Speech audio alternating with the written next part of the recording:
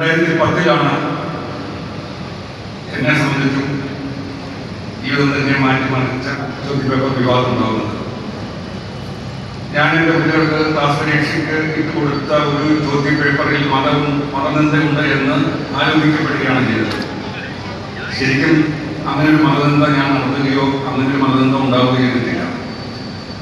അത് യൂണിവേഴ്സിറ്റി പ്രസിഡന്റുമാക്കി വ്യക്തികളുടെ പുസ്തകത്തിൽ നിന്ന് ഒരു സംഭാഷണ ഭാഗം, ഒരു നർമ്മ ഭാഷണം കുട്ടികളുടെ ഈ ചിഹ്നങ്ങൾ ചേർക്കാനുള്ള ഒരു ചോദ്യത്തിന് ഞാൻ കൊടുത്താണ്.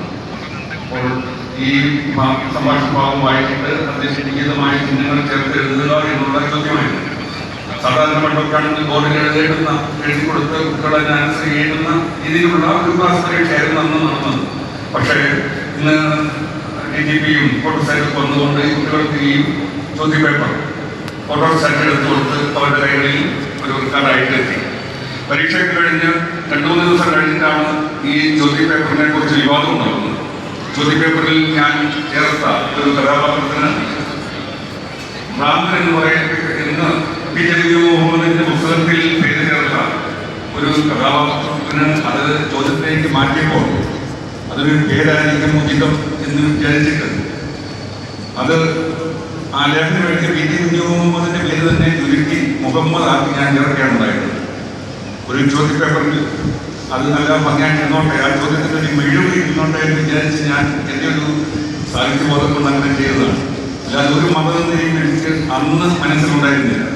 പക്ഷേ അത് ചില മുസ്ലിം തീവ്രവാദികൾ അവസരം വാർത്തിരുന്ന തീവ്രവാദികളുടെ കയ്യിൽ കിട്ടുകയും അവരത് വലിയ ഒരു കലാപത്തിന് ആ ചോദ്യപേപ്പറിനെ വിമർശിച്ചുകൊണ്ട് അതിൽ മതനിന്ദയുണ്ട്, പ്രവാചക നിന്ദയുണ്ട് എന്നൊക്കെ വിളംബരം ചെയ്തുകൊണ്ട് തൊടുപുഴ ടൗണിൽ നടത്തി. അപ്പോൾ അതിനെക്കുറിച്ച് ഒരു ആരോപണം നിയമസഭയിലും അതുപോലെ തന്നെ നിയമപാലകരുടെ അടുക്കലൊക്കെ എത്തിയപ്പോൾ അവരെ ചെയ്യേണ്ട കാര്യം ചെയ്യാതെ ഒരു ജനക്കൂട്ടത്തെ തൃപ്തിപ്പെടുത്താൻ വേണ്ടിയിട്ട് ഒരു നിരപരാധിയെ വിടുതി കൊടുക്കാൻ തയ്യാറായതിൻ്റെ വിധിയാണ്. അവരെ ഒരു പ്രൊഫസർക്കിട്ടോ അല്ലെങ്കിൽ ഒരു കലാലയത്തിൽ ഒരു പ്രൊഫസറിന്റെ ചോദ്യത്തിൽ എന്തെങ്കിലും പിഴവുണ്ടോ, അതിൽ മതനിന്ദയുണ്ടോ എന്നൊക്കെ ആരെ അന്വേഷിക്കേണ്ടത് യൂണിവേഴ്സിറ്റി തലത്തിൽ എന്നേക്കാൾ താല്പര്യമുള്ള ഒരാളെ നിയമിച്ചിട്ട് വേണമായിരുന്നു. അവരുടെ അഭിപ്രായം അറിഞ്ഞിട്ട് വേണമായിരുന്നു അവരൊരു നടപടിയെടുക്കാൻ. പക്ഷേ അതൊന്നും ചെയ്യാതെ അന്നത്തെ വിദ്യാഭ്യാസ മന്ത്രി നിയമസഭയിൽ പ്രഖ്യാപിച്ചു, ഏത് വലിയവനായാലും മതനിന്ദ നടത്തിയ ആളിനെ കയ്യാമം വെച്ച് നടുറോഡിലൂടെ നടത്തുന്നുണ്ട്. മലയാള ഭാഷ അറിയാൻ പാടില്ല ജില്ലാ കളക്ടറെന്ന് ഉത്തരവിട്ടു. ജാമ്യമില്ല വകുപ്പുകളും ചേർത്ത് കേസെടുക്കുക. ഏതായാലും പോലീസ് കേസെടുക്കുകയും എന്നെ പ്രതിയാക്കുകയും ചെയ്തു. പക്ഷേ മതം നടത്തി എന്ന പേരിൽ എൻ്റെ പേരിൽ കേസ് എടുക്കുന്ന സമയത്ത് അങ്ങനെ തീരുമാനിച്ച ചില പ്രശ്നങ്ങളുണ്ടായി. ഞാൻ ചോദ്യപേപ്പർ എഴുതിയതാണ് മാത്രമാണ്. അത് അപ്രൂവൽ ആക്കി അത് DGP എടുത്ത് വിതരണം ചെയ്തത് ഞാനില്ല. ഈ എഴുത്തുണ്ടാക്കിയ ആളെന്നുള്ള നിലയിൽ ഞാനൊരു 4ാമത്തെ പ്രതി 5ാമത്തെ പ്രതി മാത്രമാകേണ്ടതാണ്. 1ാം പ്രതി അത് പബ്ലിഷ് പ്രിൻസിപ്പലാണ്. അത് വിതരണം ചെയ്ത ആളുകളൊക്കെ അതിന് പ്രതികരണം. അപ്പോൾ അങ്ങനെ വന്നപ്പോൾ പോലീസ് ഈ പറയുന്ന കോടതി അധികൃതരുമായിട്ട് സംസാരിക്കുകയും രാഷ്ട്രീയക്കാരും അതുപോലെ തന്നെ മറ്റു പലരും ചേർന്ന് അവരെ ഒഴിവാക്കിയിട്ട് എന്നെ മാത്രം പ്രതി ചേർത്താണ് 153A 295A 505(2) ഈ 3 വകുപ്പുകൾ ചേർത്ത് കേസെടുത്തത്. ആ കേസ് ആ കേസിൽ അതിന്റെ അനന്തരഫലം എന്തായിരുന്നു പറയാം? ആ കേസ് ശിക്ഷിക്കപ്പെട്ടോ? ആ കേസിൽ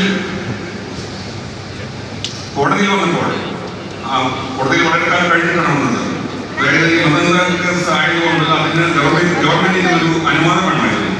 അന്നുകൊണ്ടായിരുന്നു ഗവൺമെന്റ് മാറി. അടുത്ത ഗവൺമെന്റ് വന്നപ്പോഴാണ് 2 വർഷം കഴിഞ്ഞപ്പോഴാണ് ആ കേസ് കോടതിയിൽ ലിസ്റ്റ് ചെയ്ത് വന്നത്.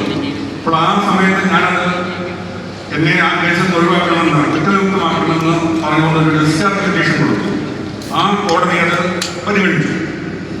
അദ്ദേഹം ഈ കേസിന്റെ 3 വകുപ്പുകൾ പറഞ്ഞുകൊണ്ട്, അതായത് 295A എന്ന് പറയുന്ന ആ വകുപ്പ് പ്രകാരം ഞാൻ മനഃപൂർവ്വം ഉത്സിതമായിട്ടുള്ള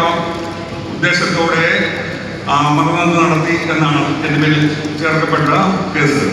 പക്ഷേ അങ്ങനെയൊന്നും ഇല്ല എന്ന് അദ്ദേഹം ആ കേസിൽ കണ്ടെത്തുകയും അതുപോലെ തന്നെ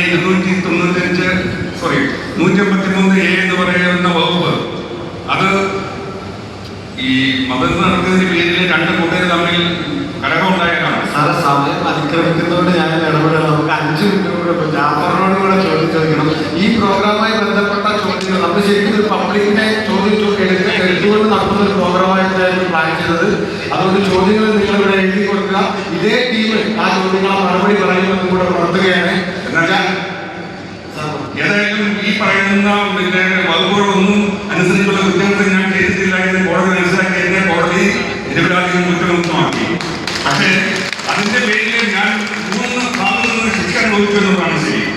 അതായത് ചെയ്യാത്ത കുറ്റത്തിന് മാനേജ്മെന്റിന്റെ ജോലിയിൽ നിന്ന് തിരിച്ചുവിട്ടു, ഗവൺമെന്റ് ജയിലിൽ എന്നെ ഒരാഴ്ച തടവിലിട്ടു. അതുപോലെ തന്നെ ശരിയത്തെ നിയമം അനുസരിച്ച് എന്റെ കൈകാലുകൾ മുസ്ലിം തീവ്രവാദികൾ ഛേദിച്ചു കളഞ്ഞു. അതെ, thank you sir, thank you very much. Jafar, ഞാൻ താങ്കളോട് ചോദിക്കുന്നത് ജാഫർ